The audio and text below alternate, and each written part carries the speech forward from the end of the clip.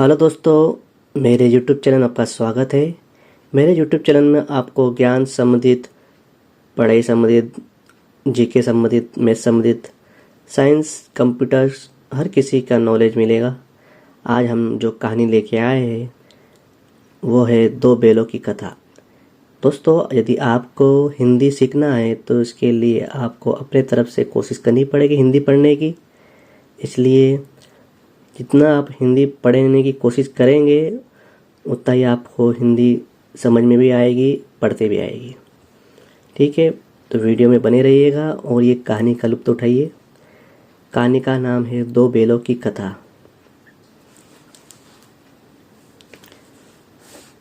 दो बैलों की कथा। पाठ का परिचय। प्यार और अपनेपन को पशु भी महसूस करते हैं। जो पशु जानवर जो होते हैं वो मनुष्य के प्यार को भी महसूस करते हैं, अपनेपन को महसूस करते हैं। उन्हें अच्छे और बुरे की पहचान भी होती है। मुंह से कुछ कह नहीं पाते परंतु अपने व्यवहार से अपनी बात हम तक पहुंचा ही देते हैं। झूरी एक किसान था। झूरी नाम का एक किसान था। उसके पास दो बैल थे, हीरा और मोती। झूरी जो किसान था उसके पास दो बैल थे, दोनों का नाम था हीरा और मोती। दोनों में बहुत प्यार था। वे नान में एक साथ मुंह डालते थे। नान का मतलब होता है जहाँ चारा खाते हैं, जो खाने का जो जिसमें चारा रखा जाता है उसे हम नान कहते हैं। वे नान में एक साथ मुंह डालते हैं और एक ही साथ हटाते हैं। झूरी उनके चारे पानी का बहुत ध्यान रखता था। वह कभी भी उन्हें मारता पीटता नहीं था। पशु भी प्यार के भूखे होते हैं। वे भी झूरी को बहुत चाहते थे। एक बार झूरी की पत्नी का भाई गया हीरा और मोती को कुछ दिन के लिए अपने गांव के लिए जाने के लिए आया। एक बार झूरी की पत्नी का भाई, उसका नाम था गया, हीरा और मोती को कुछ दिन के लिए अपने गांव ले जाने के लिए आया। बैलों को बड़ा आश्चर्य हुआ कि वह उन्हें क्यों कहाँ लिए जा रहा है। रास्ते में दोनों ने उसे बहुत तंग किया। अगर मोती बाएं भागता तो हीरा दाएं। इस पर गया ने उन्हें बहुत पीटा। घर पहुंचकर उसने उनके सामने रूखा सूखा भूसा डाल दिया, पर उन्होंने उसे सूंघा तक नहीं। रात होने पर दोनों ने वहां से भाग जाने का निश्चय किया। उन्होंने जोर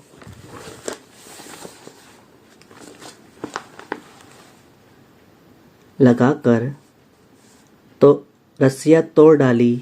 भाग निकलने सुबह होने पर जब झूरी ने उन्होंने अपने धान पर खड़े देखा तब वह सब कुछ समझ गया। प्यार से उन पर हाथ फेरने लगा, परंतु झूरी की पत्नी उन्हें देखकर जल भून गई। रात में लगाकर रस्सियां तोड़ डाली और भाग निकले। जो बैल थे वो भाग निकले। सुबह होने पर जब झूरी ने उन्हें अपने थान पर खड़े देखा, झूरी जो किसान था उन्होंने अपने थान पर बैलों को खड़े देखा, तब वो समझ गया कि प्यार से उन पर हाथ फेरने लगा, परंतु झूरी की पत्नी उन्हें देखकर जल भुन हो गई। अगले दिन गया बैलों को लेने फिर आया। जो झूरी की पत्नी का जो भाई था वो बैलों को अगले दिन लेने वापस आया। इस बार वह उन्हें गाड़ी में जोत कर ले चला। रास्ते में मोती गाड़ी गड्ढे में धकेलने लगा, पर हीरा गाड़ी संभाल ली। जैसे तैसे गया घर पहुंचा। अब गया ने उनसे बहुत सख्ती से काम लेना शुरू कर दिया। वह दिन भर उन्हें हल में जोतता, जब तक उन्हें मारता पीटता। शाम को घर लाकर मोटे मोटे रस्सों से बांधकर उनके सामने रूखा सूखा भूखा भूसा डाल देता। गया के घर में एक छोटी सी लड़की रहती थी। वह बैलों की दुर्दशा देखती थी तो उसे बुरा लगता था। वह रात को चुपके से उन्हें रोटी खिलाती। दोनों बैल उसके प्यार के सामने अपनी मार और अपमान भूल जाते। एक दिन मोती रस्से को चबाकर तोड़ने की कोशिश कर रहा था। तभी वह लड़की आई। उसने दोनों बैलों को खोल दिया। दोनों बैल वहाँ से भाग निकले। थोड़ी देर बाद जब गया को पता चला तब वह भी उनके पीछे दौड़ा पर उन्हें पकड़ न सका। अब हीरा और मोती आज़ाद थे। रास्ते में उन्हें एक सांड मिला। सांड उनकी ओर लपका तो हीरा मोती होश उड़ गए और भागना बेकार था। इसलिए दोनों ने साहस से काम लिया और सांड ने आकर जब हीरा पर वार किया तब मोती ने उस पर पीछे से सींगों से चोट की। सांड घबरा गया। मिलकर काम करने में बल है। दोनों ने मिलकर सांड को भगा दिया। दोनों ने अब बड़े प्रसन्न थे। आगे चले तो रास्ते में मटर का एक खेत दिखाई दिया। भूख तो लग रही थी। हरे हरे मटर देखकर उनकी भूख भी तेज हो गई। वे खेत में घुस गए और लगे मटर खाने लगे। तभी पेट भरा भी न था कि खेत के रखवालों ने उन्हें देख लिया। दोनों को चारों ओर से घेर कर पकड़ लिया और कांजी होश बंद करवा दिया। हीरा और मोती ने देखा कि कांजी होश में और कई जानवर बंद थे। भैंसे, घोड़े, घोड़ियाँ, गधे सब कमजोर, दुबले पतले। वहाँ किसी के लिए चारे पानी का कोई प्रबंध नहीं था। यहाँ कहाँ आ फंसे। दोनों बैल सोचते हैं यहाँ कहाँ आ फंसे। उन्होंने सोचा। रात हुई। मोती ने हीरा से कहा कि अगर दीवार तोड़ दिए जाए तो बाहर निकला जा सकता है। उसने सींगों से दीवार गिराने का प्रयत्न किया। 2-4 चोटों से ही थोड़ी सी दीवार गिर गई। उसका उत्साह बढ़ा। उसने और जोर से चोटें लगानी शुरू की। दीवार में रास्ता बनते ही पहले तो घोड़ियाँ भागी, फिर भैंसे, बकरियाँ।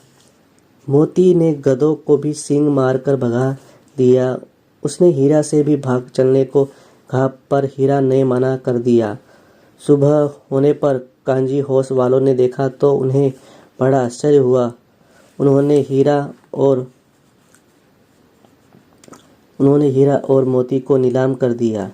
नीलाम में सबसे ऊंची बोली लगाकर व्यापारी ने उन दोनों को खरीद लिया। वह उन्हें लेकर अपने गांव की ओर चल पड़ा। मार खाते खाते और भूख सहते सहते हीरा मोती बहुत कमजोर हो गए। उनकी हड्डियां निकल आई थी। भूख प्यास से व्याकुल बैलों में कुछ भी दम बाकी नहीं रहा था। वे चुपचाप व्यापारी के साथ साथ चलने लगे। रास्ता जाना पहचाना लगा तो न जाने कहाँ से उनसे दम आ गया। वे दोनों तेजी से भागे। आगे आगे दोनों बैल, पीछे पीछे व्यापारी। पर जब तक वो उन्हें पकड़ पाता तब तक दोनों बैल अपने घर पहुंच चुके थे। बैलों को देखकर झूरी को बड़ी खुशी हुई। वह उनसे लिपट गया। इतने में व्यापारी भी आ पहुंचा और उन्हें मांगने लगा। मोती ने आओ देखा न था वह व्यापारी पर झपटा। व्यापारी जान बचाकर वहां से भागा और झूरी की पत्नी भी भीतर से दौड़ी दौड़ी आई। उसने दोनों बैलों को माथे पे चूम लिया। दोस्तों, यहाँ पर कुछ शब्दार्थ है जिसका मीनिंग आप समझेंगे। थान का मतलब होता है जहाँ पशु बांधते हैं, जहाँ पशु बांधे जाते हैं। और दुर्दशा यानी बुरी हालत, है ना। नीलामी, बोली लगाकर बेचना किसी चीज़ को। कांजी होश का शब्द, एक कांजी होश शब्द आया था कहानी में। कांजी होश का मतलब होता है जहाँ लावारिस पशुओं को रखते हैं। एक शब्द आया था नांद, पशुओं को चारा दिया जाने वाला पात्र, होश। दोस्तों, आपको हमारी कहानी कैसी लगी? इस एंड लाइक एंड सब्सक्राइब करिएगा। धन्यवाद।